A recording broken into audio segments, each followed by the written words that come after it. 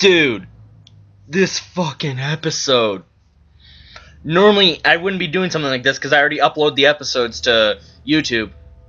But I have to post a reaction or review, whatever it's going to be called. The budget that went into this episode. Inner monologue, animation, just...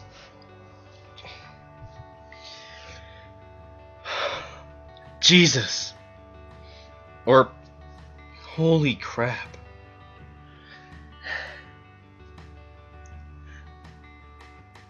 I have nothing to say. This is by far my most favorite episode of all of those of all of DanMachi, period. Sure, don't get me wrong, I love the series.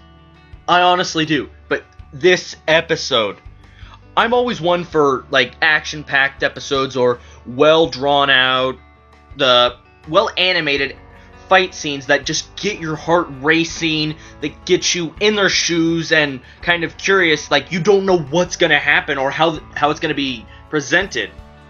Bell's flips. One of his swords breaks. He stabs it into the wrist after flipping and breaks the Minotaur's wrist bone. Just the budget. We all walked into this episode thinking, yeah, Bell's probably going to fight the Minotaur and he's going to win. But we did not expect this. This, how would I put it? Masterpiece. That's what we can call it. It's one epic fight. One of the most I've seen this anime season. I haven't been caught up on Owari no Seraph or Kekai Sensen yet, but... Jeez. I have... I can't form words to describe how this just amazed me.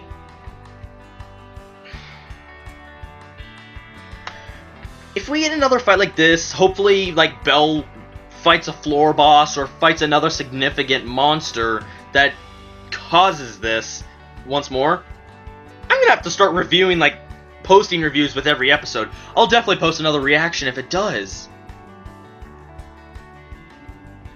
And then, the other thing that made this episode the best is how we have Bete, who really trash-talked Bell a couple episodes ago for running and being all inexperienced.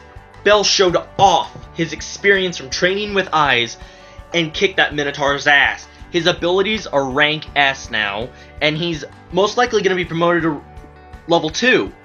We had several people of the Loki Familia just watch Bell kick this Minotaur's ass when they wanted to try and go save him because Lily was begging.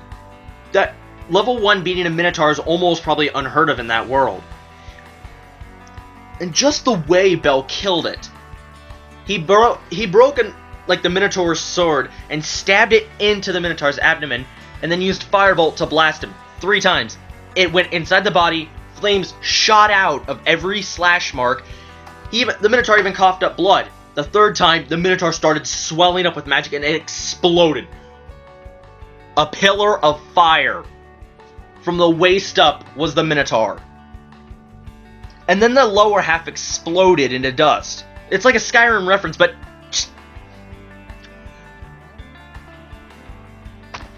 It was utterly amazing. That's all I can say. I might have to rewatch this several more times.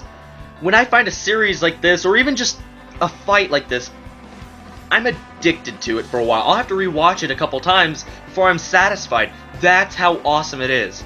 Sure, this may be a few days late since the episode came out on Friday, but I watched this with a friend and I always wait for him, but I'm glad I waited.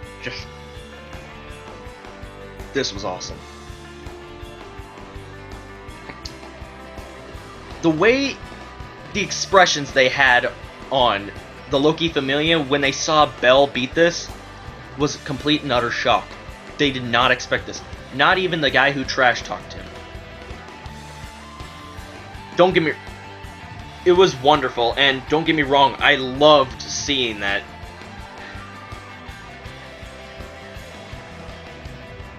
Bete, or however you say his name, he got proven that Bell's not inexperienced anymore, and it's only been a month since the Minotaur incident.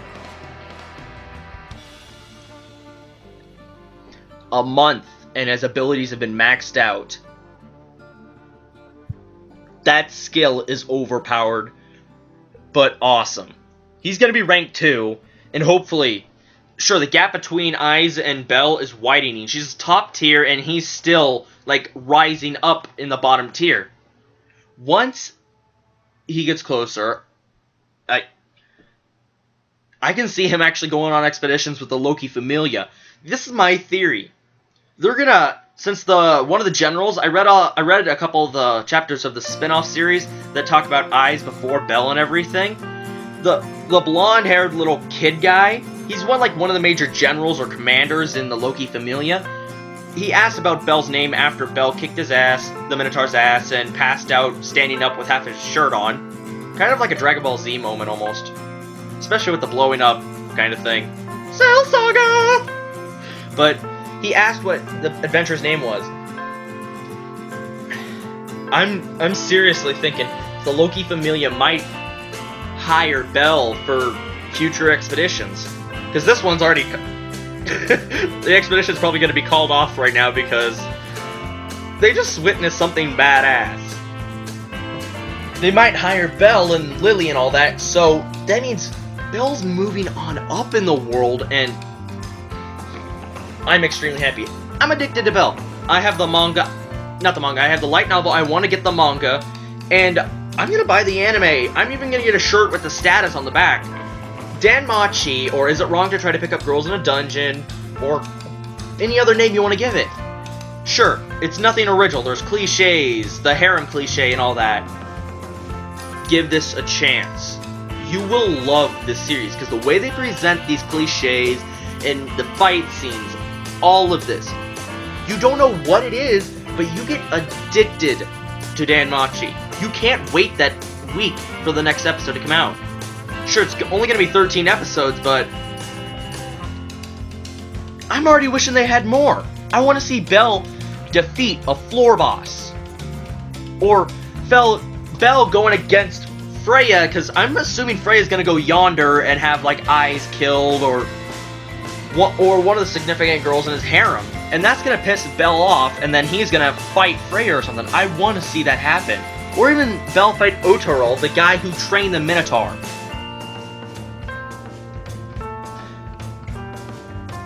Those are just some of my theories I have. I have like 100 theories in mind. Originally, I never even intended to post this, but after watching this a few times, I can't go without posting this.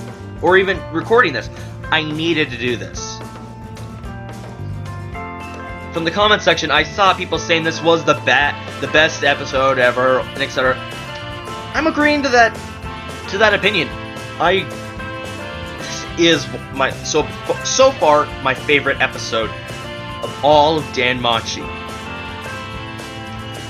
Alright, I better close this up, so I'll see you in the next reviews. Most likely it's going to be a couple Nisekoi episode reviews, then I'm going to try and catch up on Owari no Seraph. Mostly anime reviews for a little while. Hopefully we'll get some chapter updates. I'm probably going to start the new Tokyo Ghoul, the Tokyo Ghoul Re. So yeah. Outer X Nation here, and I'm going to say goodbye.